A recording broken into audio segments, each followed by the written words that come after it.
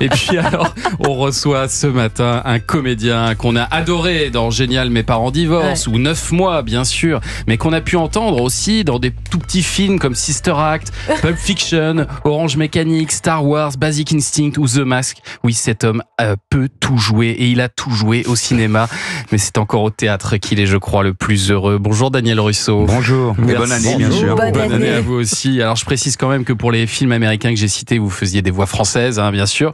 Oui, je les ai pas tous tournés, non. Vous n'avez pas tous tourné, hein, mais vous avez doublé John Travolta, Harvey Keitel, Danny DeVito, par exemple. Vous avez complètement arrêté le doublage, d'ailleurs ? Oui. Pourquoi ?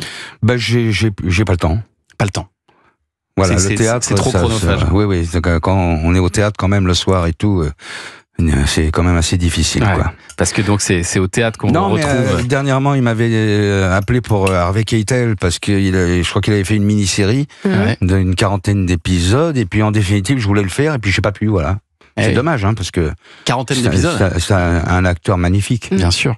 Et donc vous êtes au théâtre en ce moment, Daniel Russo. Vous allez jouer le docteur Rousselot, pas le docteur Russo, le docteur Rousselot dans la pièce On aurait dû aller en Grèce. Hein, c'est dans le grand théâtre du Gymnase à partir du 23 janvier. Alors je précise à nos auditeurs les plus fidèles que c'est normal si ce titre vous parle, parce qu'on a reçu il y a quelques semaines Gérard Jugnot pour le film On aurait dû aller en Grèce. Mais on est d'accord que c'est la même histoire. Hein, les deux projets se sont faits en parallèle. C'est ça ? Voilà, mais c'est pas pareil. Ah, c'est pas pareil. Voilà. Et vous avez vu le film ou pas ? Non, j'ai pas voulu le voir. Ah, vous avez bien fait. Non, je le verrai après. Ouais.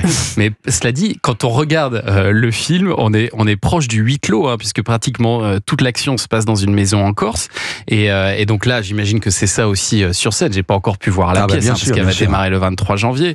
Mais vous décidez, en fait, on va raconter l'histoire. Vous décidez d'emmener votre famille exceptionnellement en Corse, parce que vous avez normalement l'habitude d'aller en Grèce chaque année. Mais là, il y a un type un peu louche qui vous a prêté une baraque, donc voilà, c'est une baraque de luxe. Et comme je suis gynéco, je m'occupe de sa femme. Voilà, c'est ça. Voilà, c'est ça. Il faut quand même le signaler. En tout bien, tout honneur. Hein. Et, oui, bien sûr. Non. Et bon, il nous prête sa maison et le problème, c'est qu'il a des problèmes avec les voisins. C'est ça. Voilà, les Corses. Et les voisins corses, ils sont pas commodes. Les Corses, il y a un dilemme sur le terrain, la maison et tout, et bien sûr, la famille part en vacances et les vacances vont être un petit peu perturbées et les Corses arrivent dans la maison et ça va être tendu, il pense trouver le gars, bien sûr, mais le mafieux.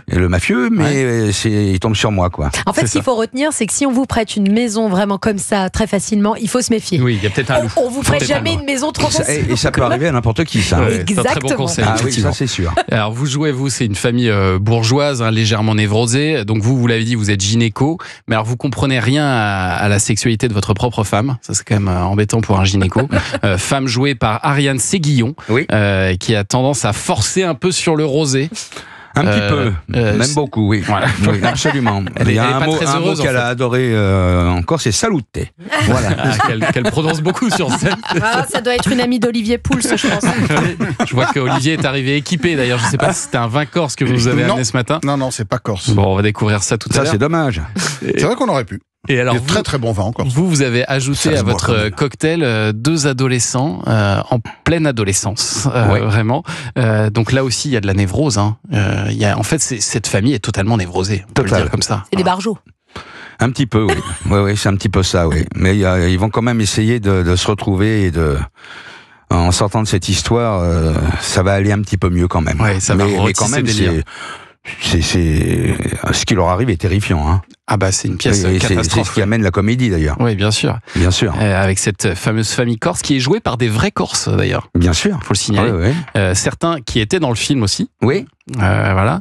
Frédéric Poggi, Michel Ferracci, voilà, donc des vrais Corses. C'est une pièce Ferracci. Et nous avons Marie-Ange Casta aussi. Et Marie-Ange Casta. Voilà. C'est une pièce écrite aussi par un Corse. Exactement. Voilà, avec des Corses qui parlent corse. Histoire de pas se fâcher avec eux. Histoire de pas se fâcher avec eux. Oui, mais d'autant qu'il y a quelques clichés quand même sur les Corses. Alors il y a toujours un fond de vérité évidemment, mais c'est mieux que ce soit écrit par des Corses effectivement. Vous êtes d'accord avec ça, Daniel Russo? Voilà. Ça évite les problèmes. Exactement. Là, on n'a aucun problème. Ils prennent leurs responsabilités. Moi, j'y suis pour rien. Voilà, ça s'appelle... Vous voulez jouer la pièce en Corse? Vous allez aller jouer la pièce. Vous allez faire bien une sûr tournée qu'on va y aller. Ah oui. Ah oui, ça va être un succès là-bas, ça c'est sûr. Non, parce que je vous le dis, mais ma femme est corse. Ah, en plus. Oui. Donc Elle a vous y tout validé, votre Ouais, femme? oui. Ouais, bon, ça va. Elle est très contente. Ça veut dire que vous y allez souvent, j'imagine. J'y vais, oui, de temps en temps, bien sûr. On vous Et a puis, jamais prêté de maison? on a toujours on a la maison de famille. Mais oui, mais je veux dire, les cousins en Corse disent toujours, tu viens jamais jouer en Corse. Là, au moins, ils vont être contents. On sera là. Voilà. Ça fait 50 ans maintenant, Daniel Russo, que vous jouez au théâtre. Je disais tout à l'heure que c'est certainement là que vous êtes le plus heureux. Vous me le confirmez? Oui, absolument. Et 50 ans avec mon épouse. Et 50 ans avec votre épouse? Oui, on a démarré ensemble. Vous avez 2 épouses, la scène voilà. et la vraie.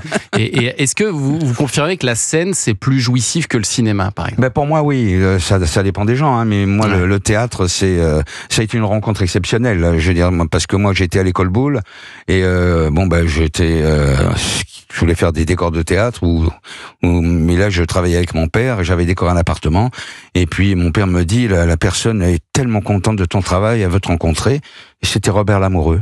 Robert ouais. Lamoureux, dont on va parler dans un instant. N'allez pas trop vite, Daniel Russo. Bien, je savais pas. C'est bien ça. C'est bien préparé cette émission. C'est bien, Qu'est-ce que c'est vous croyez? super. On va parler. C'est une tellement belle de rencontre. Lamoureux tout à l'heure. On aurait dû aller en Grèce, à voir au théâtre du Gymnase. C'est à partir du 23 janvier. C'est mis en scène, on l'a pas cité, par Anne Bourgeois. l'excellente Anne Absolument. Bourgeois. Dans un instant, on part en cuisine avec Olivier Pouls. À tout de suite.